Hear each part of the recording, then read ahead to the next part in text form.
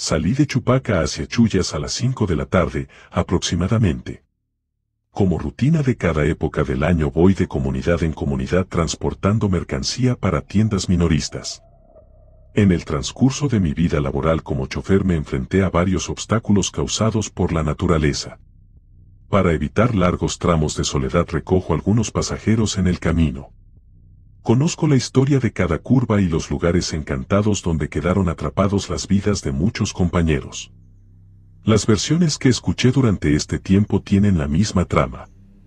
Esta vez me tocó formar parte del narrador, un papel más difícil que me mantiene dubitativo. En la carretera a la altura de la hacienda Copalca recojo a un señor de aproximadamente 70 años, con una manta amarrada y con un bastón de apoyo. Por la oscuridad no llego a ver su rostro completo. Mientras conduzco me comenta sobre sus nietos, asuntos de su nuera y sobre los pobladores de Chullas. Durante la conversación nunca nos miramos la cara. Detalle típico en un viaje de casi 1 hora y media. Me contó sobre los fantasmas que deambulan en la comunidad de Chullas. Me dice que tengo que tener cuidado porque el alma del cuerpo de la señora que fue hallada en estado de putrefacción hace 4 días en la soledad de su choza está matando animales, de día anda como perro y de noche como un caballo, pero según los comuneros se puede transformar en el cuerpo de su víctima. Pobre, porque estará sufriendo, los apus no quieren acoger su alma en vida, seguro hizo algún daño, pero dicen que era la persona más alejada, casi no tenía contacto con la gente, entonces, ¿por qué estaría pasando por la antesala del dolor espiritual?, se pregunta el señor. Sentí un poco de susto tras sus comentarios, pero dije que es una torpeza porque en estos 10 años de trabajo nunca tuve una experiencia similar, pero sí escuché historias terroríficas. Me animé de valor para decirle que esas historias son inventadas por los vagos de la comunidad, porque no tienen nada que hacer y andan por los campos inventando cualquier pachotada.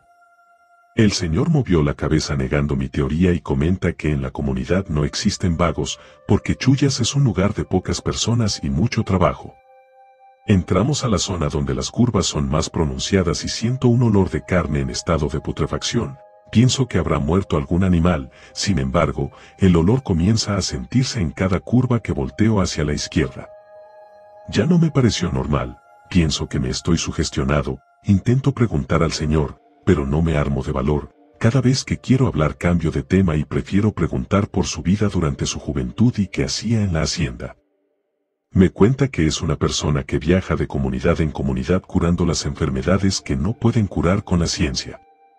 Él heredó de sus antepasados el don para curar algunas enfermedades.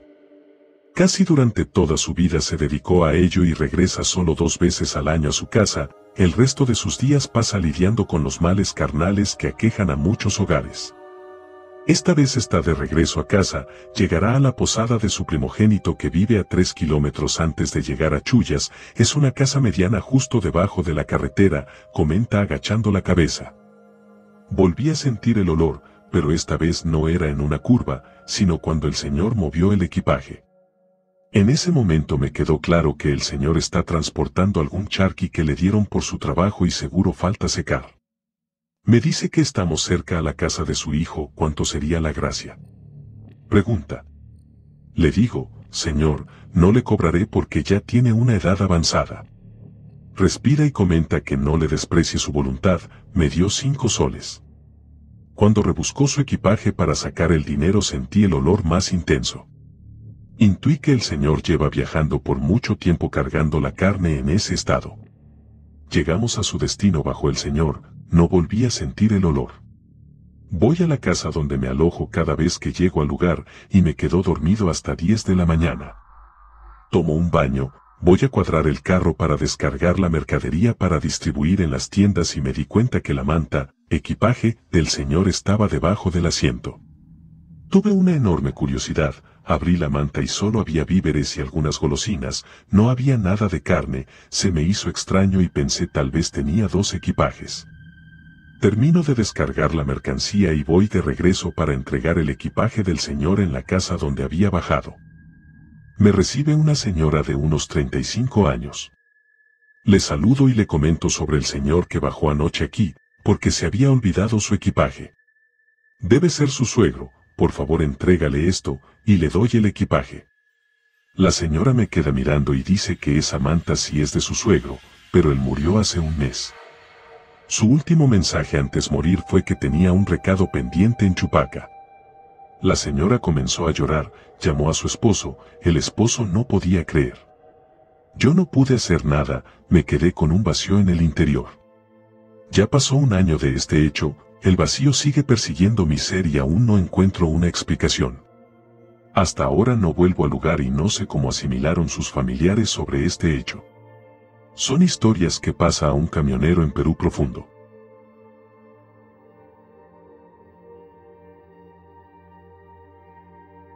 En alguna carretera del Chocó ven una niña vestida de blanco como para hacer su primera comunión, se ve triste y llorando sentada en la orilla del camino, con la cara oculta debajo de un velo del mismo color del vestido y con una carta con destinatario y dirección en su mano derecha. Cuando algún viajero compasivo se detiene para preguntarle qué le pasa, la niña dice que es una forastera que no sabe leer ni escribir pero necesita que la carta llegue a su destinatario, una petición ante los que conocen la historia salen huyendo.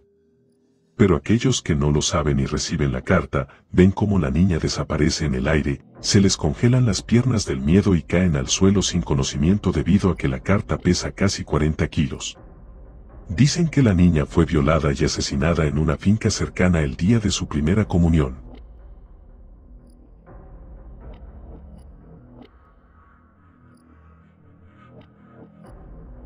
Verónica estaba a punto de casarse con Fernando, pero unos días antes de la boda fue a visitar a su tía para luego desde allí acudir directamente con ella a la celebración.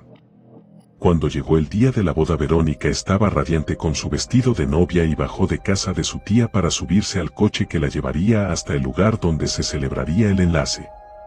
Una vez en el coche notó una extraña sensación que le recorría todo el cuerpo y su tía trató de calmarla. De repente comenzó a llover muy fuertemente y el conductor del coche empezó a tener dificultades para seguir con su camino por esa carretera. Al llegar a una curva, perdió el control del coche y se salió de la carretera. Murieron los tres, el conductor, Verónica y su tía. Años más tarde, un amigo de Verónica circulaba la misma carretera con su coche y al llegar a la curva donde sucedió el fatal accidente perdió la emisora que estaba escuchando en la radio y comenzaron a sonar extraños sonidos. El chico trató de volver a encontrar la emisora mientras una helada brisa recorrió su cuerpo. De repente, al fijarse en el retrovisor interior, pudo ver a una mujer sentada en la parte trasera de su coche. Era Verónica con su vestido de novia aunque con el rostro desfigurado. En ese momento se asustó tanto que perdió el control de su coche y también murió en el accidente. Se dice que a quienes viajan solos por esa carretera durante la madrugada, se les aparece el espíritu de Verónica, la novia de la muerte, al que solo pueden ver a través del espejo retrovisor, provocando tal miedo que siempre se termina perdiendo el control de vehículo.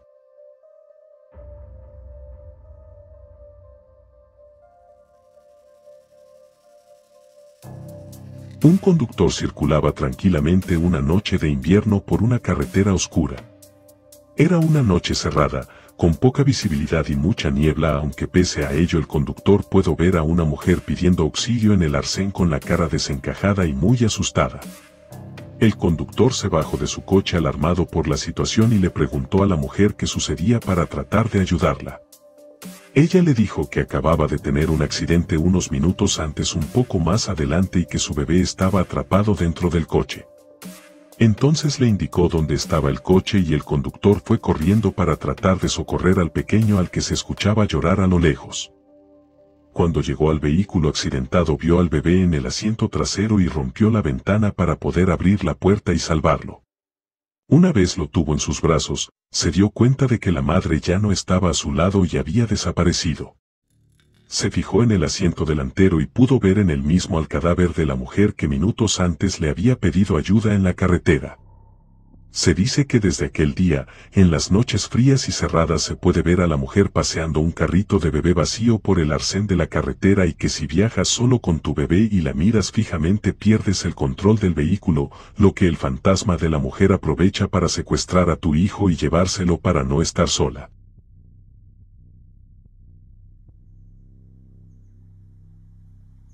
Esta historia de terror sucedió en una pequeña población a las afueras de Londres. Cuenta la misma que una mujer se dirigía en su coche a recoger a su hija pequeña a casa de sus padres, pues la cuidaban durante el día mientras ella trabajaba en su tienda de libros. Montó a la pequeña en el coche e inició su camino de regreso a casa, pero cuando faltaba muy poco tiempo para llegar el coche comenzó a reducir su velocidad inexplicablemente y aunque la conductora apretaba el pedal del acelerador a fondo, el velocímetro se mantenía siempre a 30 kilómetros por hora. De repente su hija comenzó a llorar y las 4 puertas del coche se abrieron lentamente para después cerrarse con un fuerte golpe. Un frío intenso recorrió los cuerpos de la madre y la niña, aunque desapareció enseguida y la pequeña cesó su llanto. Después, el vehículo volvió a recuperar su velocidad y a obedecer las órdenes de su conductora.